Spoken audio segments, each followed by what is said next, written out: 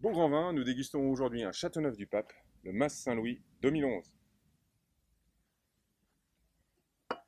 Donc Châteauneuf-du-Pape, c'est une des plus grandes appellations en surface et en nombre de domaines françaises. Tout le monde a déjà bu un Châteauneuf-du-Pape et tout le monde se fait une idée de ce qu'est un Châteauneuf-du-Pape. À Châteauneuf-du-Pape, il y a une production moyenne qui est très correcte, même plutôt bonne, et quelques domaines qui sortent du lot et un vin culte. Un vin culte qui est intouchable, un vin culte que la terre entière s'arrache et avec aucun rival sur l'appellation. Et la première fois où j'ai goûté ce vin-là, je me suis dit, mince, ça ressemble à ce vin culte, ça ressemble à du Rayas. D'ailleurs, récemment, j'ai dégusté avec un grand vigneron bourguignon. J'avais amené une bouteille à l'aveugle pour lui servir à la fin de la dégustation. Il a mis son nez dedans, il m'a dit Rayas. Donc, on est vraiment sur un rival. Donc là, on déguste le 2011 sur la cuvée classique du domaine. En fait, la particularité de ce vin, c'est de absolument pas avoir ces notes de fruits cuits qu'on a souvent à Châteauneuf-du-Pape. Il y a beaucoup plus de fraîcheur et on pourrait presque partir sur du pinot noir.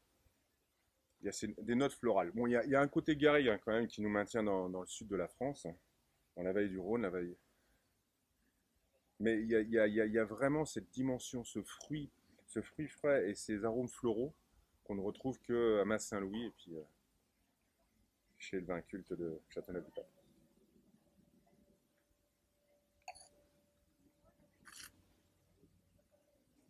La bouche est tout en délicatesse. C'est extrêmement féminin. On est très loin de l'archétype du Châteauneuf-du-Pape qui est riche, chaleureux et presque trop capiteux. Là, il y a un côté aérien. On n'est pas en Bourgogne, mais on est très proche de l'idée d'un pinot. Donc on est forcément sur un climat, un microclimat très particulier à Châteauneuf-du-Pape pour arriver à garder cette fraîcheur.